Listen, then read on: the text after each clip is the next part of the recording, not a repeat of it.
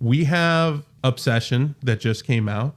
And then I think only a week later or 2 weeks later, we have Backrooms. Yes. Backrooms has a similar story to Obsession where it's a YouTuber, Kane Pixel, who got this great opportunity to direct a movie. This Backrooms film has already broken several records. One of the most interesting ones is that Kane Pixel, is now the youngest person in Hollywood history to open a movie at number 1. Dude, what a world we are living in 2026. It's absolutely insane. This is awesome. He was 18 when he signed on to the movie. Wow. Because he made the YouTube shorts that Backrooms is based off of. Did you watch those? In high school. Yeah. I've seen the original one, the short film that he did. And it's absolutely makes sense when you watch that. I'm like, oh yeah, like this is a resume. You knew this man had a future. Yes. And if you hear him talk about it in interviews, it's crazy to think how young he is because he sounds like he knows what he's doing. Yeah. He's like, I know what art is. I know what my art is. And this is what I want to do with it. He brought an entire concept to life at 16. Absolutely insane. Come on. Yeah. It makes me question what I'm doing with my life. Seriously, dude, I'm about to be 30 this month. And this man's over here creating entire, lore, generational lore. Yeah. The Backrooms have so much depth and lore now and fan fiction. And then it turned into the SCP Foundation and monsters and there's games you can play. There's games this kid did something that people wish they could do in their lifetime. And it sounds like it's paying off. Yeah. Because while this movie was made for a lot more than Obsession, it was still a low budget at $10 million. Wow. Right? $10 million budget, low budget. And it's now brought home on its first weekend $81 million, which is A24's biggest opening of any of their movies in history. $81 million. And it's currently actually tied for third place of all movies this year for the highest opening.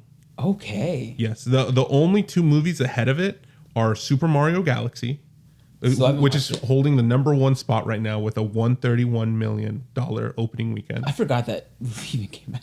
Number 2 is Michael at $97 million. Still haven't seen it either, but I want to so bad. But number 3 of the biggest opening weekend all year is tied between Backrooms and Mandalorian and Grogu. That's wild. They both opened up at $81 million. Wow. One movie being made on a $10 million budget, the other movie being made on a $150 million budget. And it's even crazier when you realize that Mandalorian and Grogu is a more family-friendly movie. And Backrooms is rated R. Not. So that in my mind shifts it even more of wow, that's a feat. You know what movie is number 4 that Backrooms beat opening weekend? What? Project Hail Mary. That's crazy. So Backrooms has made more money in its first weekend than Project Hail Mary. Wow. This huge movie. Galactic spectacle, Yeah, exactly. Which was incredible, by the way. For sure, 100%. But it's so crazy to see that I think you said it so well where you said generational lore. This one kid did something that is just gonna stand the test of time. Yeah. And he got this opportunity. The kid says he doesn't want to only be known for the Backrooms. He will be working on a sequel for it, but he's talked about the thing in interviews he already knows it all. It's already all worked out in his head. I hope he does an SCP Foundation movie. Because I don't know if you know a lot about that, but the creatures and things in the SCP, I think that would be so cool. I've been waiting for a show or a anthology series about it and stuff would be awesome. But someone like him who's literally already has created the world for those things to live in would be awesome. I also want to hit on the fact of I think one of my favorite things is we've talked a little bit about Curry Baker is being compared a lot to Jordan Peele with the comedian to psychological thriller horror with Get Out, Us, them, all the Nope, all those awesome one-word movies. But I love the fact that we take Curry Baker, Jordan Peele, and Kane, and we put them all in the same category of YouTube creators to now major movie makers. You know what I mean?